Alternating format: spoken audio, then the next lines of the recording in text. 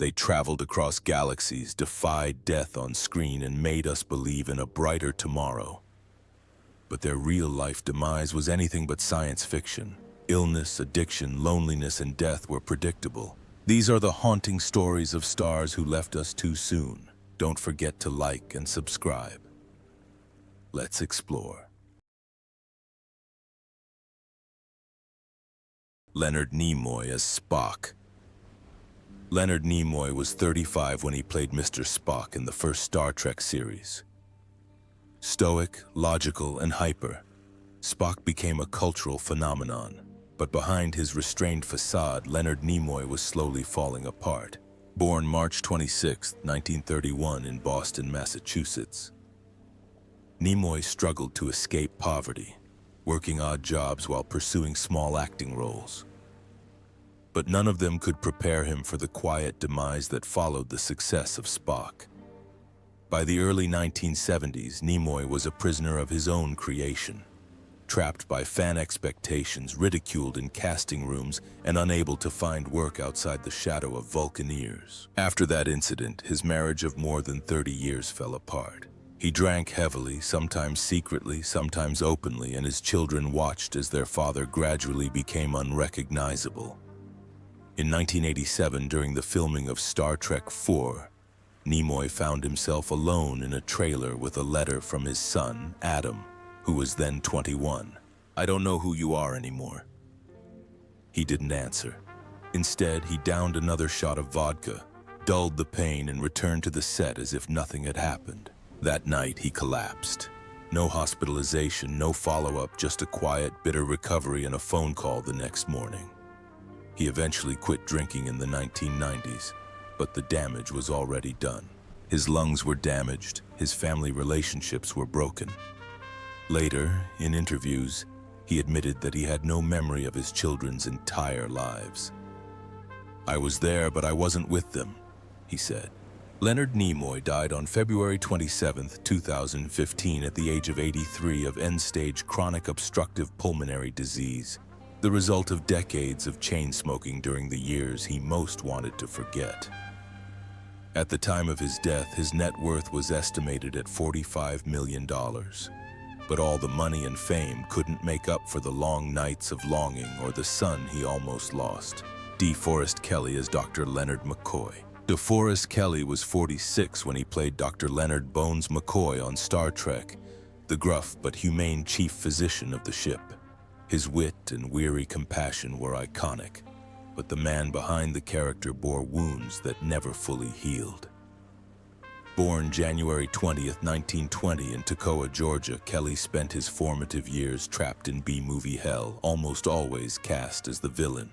He had seen himself die dozens of times on screen while barely scraping by in real life. Between roles, he worked odd jobs, swallowed his pride, and waited for something bigger, something more real. When Star Trek came along, it was both a salvation and a trap. His subsequent fame was narrow and confined. He was beloved, yes, but only as McCoy. The roles dried up, the scripts stopped coming. Hollywood gave him a label, and that label stuck with him for the rest of his life. In his final years, Kelley fought a painful battle with stomach cancer. The pain was constant, but his condition gradually weakened. He never complained publicly, but those close to him said his body broke down before his spirit did. He read old fan letters in the hospital, each one a reminder that even though Hollywood had framed him, audiences never stopped loving him. DeForest Kelley died on June 11, 1999, at the age of 79, from complications of stomach cancer.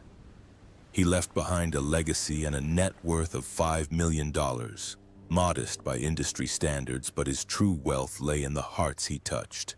They call him Bones, but it's the soul that remains. James Doohan as Montgomery Scotty Scott. James Doohan was 46 when he played Montgomery Scotty Scott on Star Trek, the earnest, miracle-working chief engineer who kept the company running with sheer grit and genius. His thick Scottish accent, steady hands, and the iconic line, "I gave her everything she's got, Captain," made him beloved around the world. But those hands held a truth that no fan had ever seen. Born on March 3, 1920 in Vancouver, Canada, Doohan's path to fame was paved in war. On D-Day, he charged onto Juno Beach under enemy fire, leading his men through a minefield before being shot 6 times by friendly fire that night. A bullet had shattered the middle finger of his right hand. From that day on, every performance was an illusion. The camera angles, the gloves, the prosthetics, all designed to hide what war had taken. Most fans never noticed, but he did every day. The physical trauma was just the beginning. Behind his calm, on-screen demeanor, Doohan struggled with post-war nightmares that never faded. After Star Trek, he was stuck in a rut. 2 failed marriages drained him financially. Raising 7 children sent him to countless conventions, fan events, and voiceover work. Grateful for the love, but exhausted by the work. In the end, it was Alzheimer's that took the most out of his life. Bit by bit, the Enterprise engineer lost track of his ship, its programs, and his crew. There were quiet moments when he didn't recognize old friends and painful moments when he didn't recognize himself. James Doohan died on July 20th, 2005, at the age of 85, from complications from pneumonia and Alzheimer's. His ashes were partially launched into space in 2008, marking the final interstellar journey he had dreamed of taking. At the time of his death, his net worth was $7 million, but no amount of numbers can measure his courage or his legacy. Nichelle Nichols as Nyota Uhura. Nichelle Nichols was 34 when she played Lieutenant Nyota Uhura on Star Trek. The calm, commanding voice of the Enterprise and one of the first black women on American television to be portrayed as more than a servant. She represented dignity, progress, possibility, but her real life was quietly falling apart behind that shiny uniform. Born December 28, 1932 in Chicago, Illinois, Nichols entered Hollywood with enthusiasm and talent, only to have the door slammed in her face. While Uhura broke barriers, Nichols was still offered maids and supporting roles. After Star Trek, the offers went nowhere. She faced 2 failed marriages, persistent health problems, and an industry that celebrated her legacy but rarely gave her work. By the 2010s, Nichols's health began to fail. A stroke in 2015 signaled the beginning of a long decline. Dementia began to take its toll on her, slowly robbing her of her memory, her speech, and her independence. Then a legal battle broke out with her son and former partners fighting for control of her assets. Accusations of elder abuse, financial manipulation, and isolation arose. Nichols, once a beacon of strength, found herself in the midst of a nightmare she couldn't even name. Nichelle Nichols died of heart failure on July 30th, 2022 in Silver City, New Mexico at the age of 89. Only a few trusted loved ones were present. Her net worth at the time was estimated at $8 million, earned not only through acting but also through endurance. The woman who once spoke for the stars left a legacy both historic and tarnished by betrayal. Majel Barrett as Christine Chappell in computer voice. Majel Barrett was 34 years old when she joined Star Trek in 1966 as Nurse Christine Chappell. Fans know her as a gentle nurse, but they hear her everywhere, as the omnipresent voice of the Enterprise computer. To millions, she is the voice of the future, but behind that voice is a woman struggling to be seen for who she is. Born February 23, 1932 in Cleveland, Ohio, Barrett was more than just Gene Roddenberry's wife. She was his editor, his protector, his final voice for his ideas when no one else would listen. But in his final years, as Roddenberry's mind began to fail from the effects of a series of strokes and an undiagnosed neurodegenerative condition, it was Majel who held it all together, writing notes, retyping pages, hiding his confusion from his producers. One day in 1990, during pre-production on a Star Trek project, she found him locked in a hotel bathroom, crying hysterically, not recognizing the script in his hands. He asked her who had written it. It was his own script. She lied and said she was a new writer. He smiled and said, "Pretty good." From that moment on, Barrett was no longer a wife but a silent nurse, a secret caretaker. She canceled her voiceovers to care for him, hid his illness from the studio, and fought through the exhaustion, knowing that if the truth were revealed, everything they had built could go up in smoke. Hollywood doesn't want its visionaries to die. It wants them to be great. When he died in 1991, she did not mourn him publicly. She returned to work immediately, but by then her health had deteriorated, with frequent fatigue and brittle bones, which were later diagnosed as early symptoms of leukemia. She never spoke of the night she found Jean unconscious in bed, or of cleaning the blood from her pillow before calling 911. Those memories remained with her, even as her body began to fail. Majel Barrett died on December 18, 2008, at the age of 76, after a quiet battle with leukemia. Her ashes were sent into space alongside Jean, as she had promised him years earlier. At the time of her death, her net worth was estimated at $10 million, amassed through decades of work, loyalty, and sacrifice that few actually witnessed. Rene Auberjonois. Rene Auberjonois was 52 when he joined Star Trek, Deep Space Nine in 1993 as Odo, a shapeshifter who yearned to understand humanity but never truly belonged. Underneath his rubber shell and loneliness, Rene poured decades of silent pain into the role. Born June 1, 1940 in New York City, Rene spent his life pursuing meaning through art. He was disciplined, reserved, and never overdoing it. But for months he ignored the signs of shortness of breath and wheezing that he blamed on aging. Then that morning, in the garden, he reached for the trowel but fell to his knees, his vision blurred, his ribs aching. When he looked down, his hands were red. He forced a smile and said loudly, "You're exaggerating." But he knew. A scan a few days later confirmed it. Terminal lung cancer, inoperable fast. Finally. He didn't speak to anyone for weeks, not even Judith. He rehearsed the words but couldn't get them out. Instead, he kept acting, kept recording audiobooks, kept answering fan mail as if everything was fine. Until one night, while recording a voice at home, he passed out in the middle of a recording. Judith found him lying on the floor, the microphone still working. That's when the silence was broken. From then on, everything was a matter of timing. He planned his death like a concert. The music was chosen, the photos were chosen, the script was annotated for donation. Friends were invited to say goodbye but not given any advance notice. He didn't want pity, he just wanted presence. The slideshow he made featuring Beatles songs played on a loop on a dim projector as he sank into a coma, his lungs failing, his breath coming in and out. Rene Auberjonois died on December 8, 2019, at the age of 79, of terminal lung cancer at his home in California. His death was medically assisted under California law. His net worth at the time was estimated at $5 million. But nothing he possessed was more meaningful than the dignity he regained in a single scene that no one else could have written for him. Mark Lenard as Sarek. Mark Lenard was 42 when he first appeared as Sarek, the Vulcan ambassador and Spock's father. Calm, collected, a pillar of logic amidst the chaos of the galaxy. But while Sarek stood tall among the stars, the man behind the character was quietly weeping behind the scenes. Born October 15, 1924, Lenard built his career on quiet strength. He played Romulans, Klingons, and finally the role that defined him, Sarek. But even at the height of the Star Trek cultural boom, he was barely a household name.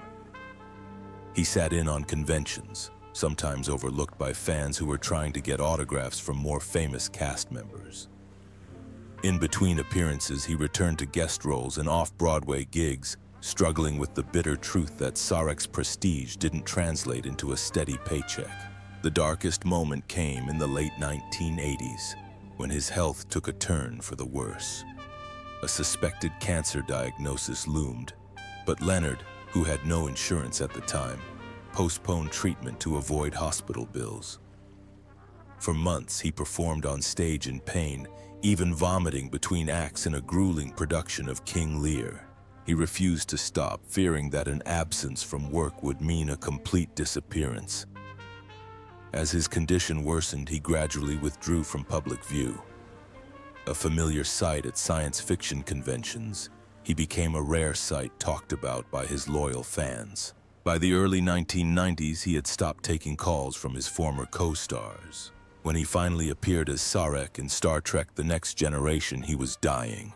His eyes glazed over, his voice weak, his hands shaking just off screen. Mark Lenard died on November 27, 1996, at the age of 72. His death came quietly, without much media fanfare. His estimated net worth was around $3 million, which does not reflect his legacy. Ultimately, the man who brought Sarek to the universe passed away without any spotlight, leaving only silence, perhaps fitting for a man who chose dignity as his final act. Ricardo Montalban as Khan Noonien Singh. Ricardo Montalban was 46 when he first appeared as Khan Noonien Singh in the original Star Trek series, a genetically enhanced superhuman with sculpted strength and imposing presence. But on set, after every punchy line and proud stand, he would return to his trailer, collapse to the floor, and sob silently into a towel. Born November 25, 1920 in Mexico City, Montalban was seriously injured while horseback riding during a filming assignment in the early 1950s. A fall crushed 2 vertebrae and permanently damaged his lower spine. For decades, he hid his pain behind a calm exterior as he returned to the role of Khan in Star Trek II. As Khan's rage grew at age 61, the pain became more intense. He refused to use a body double. He refused special props. His chest, realistic and rigid, became a visual legend, while just below, his vertebrae gradually degenerated. There were days when he could barely walk. Crew members whispered as he lay curled up on the floor between takes, clutching his sides, unable to breathe from the throbbing pain. He wore braces hidden under his costume and took painkillers, but the pain persisted. Yet every time the camera panned, he stood tall, eyes blazing, voice firm. Khan never faltered. Deep down, he once said, the hardest thing was not the pain, but knowing he had to endure it to continue working in an industry that was not well suited to men like him. As a Mexican actor in Hollywood, he fought double for half the roles, and he fought for others, founding the Nosotros Foundation to break down the doors that were always slammed in his face. By the late 1990s, he was in a wheelchair. His spine was fused in several places. Acting became rare, the pain lingered, but he still smiled at conventions. He still signed autographs. He still sat stoically because Khan never bowed. Ricardo Montalban died on January 14, 2009 at the age of 88 of congestive heart failure. He died at his home in Los Angeles. His net worth was estimated at $10 million. But no number can measure the cost of a life lived in suffering, or the legacy of a man who endured it with unshakable dignity. William Shatner as Captain James T. Kirk. William Shatner was 35 when he became Captain James T. Kirk in Star Trek. Bold, determined, the face of a new land. But decades later, it wasn't the Enterprise that nearly brought him down. That was the night he found his wife, Noreen Kidd, lifeless at the bottom of the swimming pool, her body still warm, her wedding ring glinting in the porch light as if begging him to break the moment. Born March 22, 1931, in Montreal, Canada, Shatner rose to stardom with drive, charm, and a relentless drive to shatter marriages, friendships, and silences. He married Noreen in 1997 despite warnings from friends about her battle with addiction. Still, he loved her passionately, perhaps recklessly. But that summer night in 1999, it all fell apart. Coming home from a horse show, he called her name, heard nothing, and walked out into the backyard. She was lying face down in the pool. The paramedics arrived. The autopsy showed she had been on alcohol and Valium. The tabloids blamed him. Anonymous letters kept coming. Some said it was negligence. Others whispered darker things. Shatner collapsed. He locked himself in his house for days. Later, he admitted that he had almost followed her, that he had stood at the edge of that pool more than once, staring into its stillness. He blamed himself, blamed his absence, blamed his reputation, blamed his inability to save her. Therapy came. Then he wrote. He published his memoirs, not to clear his name, but to survive the turmoil. Even as fans cheered for his next appearance, he carried her death like a mysterious burden beneath his Kirk uniform. In 2025, at age 94, William Shatner is still a living legend. With an estimated net worth of $100 million, he still writes, speaks, and reminds fans not to be fooled by online impersonators. In 2021, he became the oldest person to fly into space. A journey indeed, but perhaps never far enough to escape what he witnessed that night. In the light of the lake, when the legend stopped and the man was left behind. Aron Eisenberg as Nog. Aron Eisenberg was just 24 years old when he stepped into the role of Nog on Star Trek Deep Space Nine, a defiant, smooth-talking Ferengi who would become one of the series' most heroic characters. But the young actor behind the mask was living on borrowed time, his heart and kidneys failing. Born on January 6, 1969 in Hollywood, California, Aron was born with a malformed kidney. His teenage years were spent not on red carpets but in dialysis clinics and hospital beds. At age 14, he underwent his first kidney transplant. By 2015, decades later, the kidney had died. He could not afford another transplant. In desperation, he set up a GoFundMe page. The man who once roamed the halls of Starfleet now waited by the phone for failed donor calls, hooked up to machines, living minute by minute. One night, just months before his second transplant, he collapsed in the bathroom. Alone, gasping for air, he trudged to the phone and called his fiancée, whispering, "I don't know if I'm going to make it." She arrived before the ambulance did. It was in that moment, battered and gasping on the tile floor, that Aron realized his body would never forgive him for having survived this long. The transplant came, but it was too late to repair the damage done over the years. His heart, already strained, began to fail. Still, he appeared on podcasts, conventions, and fan meetings, telling jokes through the pain. He never told most people how bad things got. Aron Eisenberg died of heart failure on September 21, 2019, at the age of 50. His net worth was just $1 million, but his value to the Star Trek community was immeasurable. To fans, he's more than Nog. He's proof that even the smallest characters on screen can take on the toughest battles and still smile. Patrick Stewart as Captain Jean-Luc Picard. Patrick Stewart was 47 when he first stepped onto the bridge of the USS Enterprise as Captain Jean-Luc Picard. Stoic, articulate, a beacon of reason in a chaotic universe. But years before he donned his Starfleet uniform, he had been hiding in a kitchen cupboard, a trembling boy listening to his father beat his mother just a few feet away, praying that the door would silence her screams. Born on July 13, 1940 in Mirfield, Yorkshire, England, Stewart's childhood was a struggle for survival. His father, a decorated veteran of the Woobute II, returned from the war broken, erratic, alcoholic, and abusive. For many years, Patrick remained silent. He smiled for his yearbook photos, read Shakespeare under his covers, and built an inner world where words could shield him from the blows. But the pain still seeped into his bones, into his silence, into his shame. When Star Trek: The Next Generation catapulted him to stardom, he was still healing. One night in the late 1990s, while performing King Lear in London, he collapsed in his dressing room after the curtain closed, his hands shaking uncontrollably. His assistant found him sitting on the floor, muttering lines not from the play but from Star Trek over and over again. He later confessed to friends that playing King Lear had opened up old wounds, too much control, too much rage, too familiar. That same year, he quietly underwent treatment for early-stage prostate cancer while continuing to work, without telling the cast. After 2 divorces and an internal struggle with his self-esteem, He gradually became dependent on alcohol to numb the noise in his head. Friends say he once came to a rehearsal drunk and cried for an hour, muttering, "I'm not who they think I am." That breakdown led him to therapy and then to activism. His work with survivors of domestic violence is not charity. It is penance, remembrance, and unfinished grief. As of 2025, Patrick Stewart is 85 years old.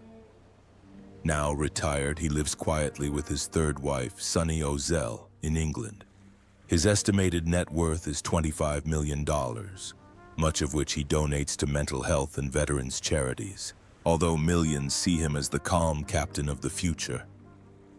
His true heroic quality was surviving a war zone in his childhood and never letting it shape his final actions. George Takei as Hikaru Sulu. George Takei was 45 when he returned as Hikaru Sulu in Star Trek II, The Wrath of Khan. Confident at the helm, unflinching in the face of adversity. But long before he became a space pilot, he was locked behind barbed wire, staring out at freedom through the slats of a government-issued barracks window, wondering why America had turned its back on his family.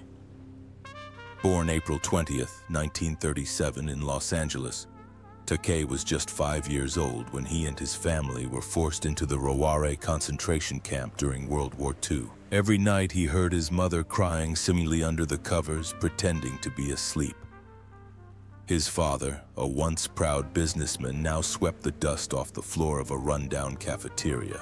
The shame never left him. He rarely spoke publicly about the concentration camps until later.